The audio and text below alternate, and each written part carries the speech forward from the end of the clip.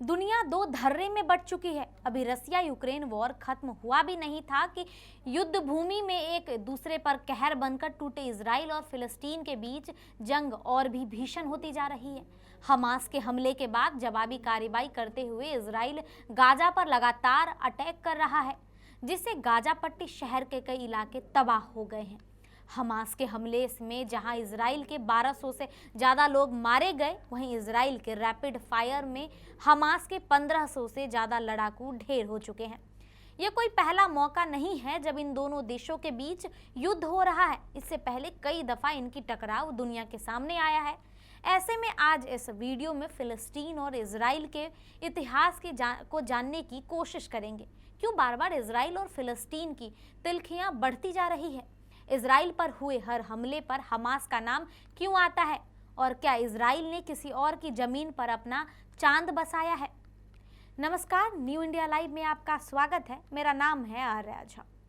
1948 से पहले विश्व के इतिहास में इजराइल की कोई उत्पत्ति नहीं थी, लेकिन फिलिस्तीन एक स्वतंत्र देश हुआ करता था। ऐसा माना जाता है कि 18वीं शताब्दी के दौरान अधिक घनत्व और कम आबादी होने के कारण फिलिस्तीन की धरती पर यहूदियों ने आना जाना शुरू कर दिया। फिलिस्तीन मूल रूप से मुसलमानों का देश था और अभी भी वो मुसलमानों का ही देश है। इसके आसपास वाले देश मिस्र, जॉर्डन, तुर्की भी इस्लामिक कंट्री है। इन इस्लामिकों के पास जब यहूदी रहने लगे तो वो धीरे धीरे बात बिगड़ने लगी। वर्ष 1920 तक वो हालात आ गए जब यहूदियों को यहाँ से बाहर किया जाने लगा। कहानी में बार बार यहूदियों का जिक्र आएगा, इसीलिए जरूरी है कि पहले आपको यहूदी शब्द का सही मतलब बता दे। यहूदी मूलतः उन लोगों को कहा जाता है जो यरूशलेम के आसपास रहा करते थे। कहा जाता है कि यरूशलेम के आसपास कालांतर में कभी एक प्रदेश हुआ करता था जिसे युद्धा प्रदेश के नाम से जाना जाता था और यहीं से यहूदियों का शुरुआत हुआ। बाइबल में भी यहूदियों के बारे में यही लिखा हुआ है। थोड़ा और डीप में जाएंगे, गहराई में जाएंगे तो पता चलता है कि मध्यकालीन में यहूदी यूरोप के कई इलाकों में रहने लगे थे, लेकिन धर्म में असमानता और आबादी संख्या कम होने की वजह से उन्हें वहां से निकाल दिया जा रहा था। वहीं कुछ लोग यहूदी धर्म को इस्लाम और ईसाई धर्म की एक क्रॉस फैक्ट मानते हैं। खैर, यह समझना जरूरी था।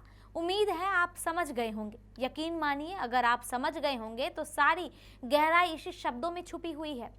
अब बात 1948 की करते हैं। फिलिस्तीन में यहूदियों की संख्या तब लगभग 34 लाख थी। अपने खिलाफ बार बार हो रहे विरोध से बचने के लिए यहूदियों ने एक नए मुल्क का ऐलान कर दिया। मुल्क यानी देश। यह मुल्क फिर पूरी तरह से यहूदियों का था, जहां उन्होंने अपने साम्राज्य की कल्पना की थी। यहीं से एक नया नाम जन्म लेता है, जिसे इजराइल के नाम से दुनिया जानती है। हालांकि आज के इजराइल में 74% यहूदी के साथ 18% मुसलमान रहते हैं। अपनी जमीन पर किसी और को शासन करता देख फिलिस्तीन की आंखें लाल हो गई थी, लिहाजा उसने और जोरदार वार शुरू कर दिए। फिर बाद में विश्व की दखलंदाजी के बाद यह विरोध कम होता गया और इजरायलियों ने एक अलग देश का सपना पूरा कर लिया।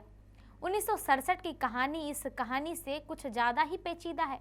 इजराइल जानता था कि वो इतने सारे अरब देशों के बीच खुद को संभालने के लिए इतने ताकतवर नहीं है, लेकिन इसके बावजूद वो अपने लोगों की रक्षा करना चाहता था ताकि यहूदियों का साम्राज्य बरकरार रह सके। 1965 के अंत में इजराइल खुफिया विभाग ने जानकारी इकट्ठा की कि अरब मुल्क उस पर हमला करने वाला है, लिहाजा आत्मरक्षा करना बेहद जरूरी था। इससे पहले कि अरब मुल्क उस पर हमला करते, इजरायलियों ने स्वयं अरबों पर हमला करना शुरू कर दिया। बात 6 जून 1967 की है। इजराइल की आबादी तब लगभग 62 लाख थी। इजराइल समझता था कि अगर इन देशों के एयर डिफेंस को तबाह कर दिया जाए तो फिर बड़ी मुसीबत टाली जा सकती है। इसीलिए इजराइल ने 6 जून 1967 की सुबह मिस्र, जॉर्डन समेत फिलिस्तीन पर हमला करना शुरू कर दिया। 6 तारीख से 10 तारीख तक चले इस युद्ध में यहूदियों ने अरबों के 600 से ज़्यादा एयरबेस तबाह कर दिए। इससे पहले कि अरब संभल कर हमला करते, यूएन की बैठक बुला ली गई। वहीं इजराइल हमले के बाद फिलिस्तीन के गाजा पट्टी को अपने कब्जे में ले चुका था। यूएन की बैठक में यह निर्णय लिया गया कि युद्ध विराम किया जाए और इजराइल को आदेश दिया गया कि वो कब्जे में लिया हुआ शहर को छोड़ दे। इजराइल ने इसके लिए अपनी एक शर्त रखी। उसने कहा कि अगर यूएन उन्हें एक देश के रूप में मान्यता दे देता है तो वो शहरों को छोड़ सकते हैं, लेकिन फिलिस्तीन को ये मंजूर नहीं था। लिहाजा यूएन की बात यहाँ नहीं मानी गई। 1967 से लेकर 93 तक का वक्त गुजरा जब आधिकारिक तौर पर पहली बार इजराइल को वैश्विक राष्ट्र के रूप में मान्यता मिली। इस बार सहमति फिलिस्तीन की भी थी। अपनी बातों पर काबिज रहने के लिए इजराइल को गाजा पट्टी में अपनी सेना बुलानी पड़ी थी और उसे वापस बुलाकर उसने फिलिस्तीन को सौंप दिया। इजराइल को यह स्वीकार करते हुए अपनी सेना वापस बुलाना शुरू कर दी। यहूदियों को उन्होंने बसाया था, यहूदियों को भी वापस बुलाने लगा। हालांकि 26 वर्षों तक शासन के कारण इजराइल ने गाजा पट्टी पर बहुत निवेश किए थे, इसीलिए सड़क, बिजली, पानी और टेलीकॉम की सुविधा वो अपने पास रखना चाहते थे। फिलिस्तीन ने इस शर्त को मंजूर कर दिया। शर्त मानने के बाद इस्लामिक कंट्री विरोध में अपने स्वर बुलंद करने लगे।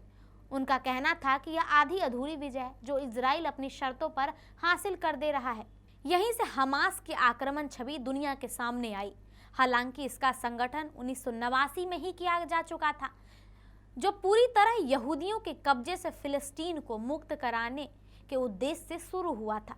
इजराइल ने अरब देशों को समझाने के बावजूद इन देशों में अपना दबदबा बरकरार रखना, सिर्फ इतना ही नहीं, इजराइल चाहे तो अपनी मर्जी से अपना व्यापार गाजा शहर में भेज सकता है, लेकिन गाजा में निर्मित किसी भी प्रोडक्ट को कहीं और सप्लाई करने के लिए इजराइल का परमिशन जरूरी थी।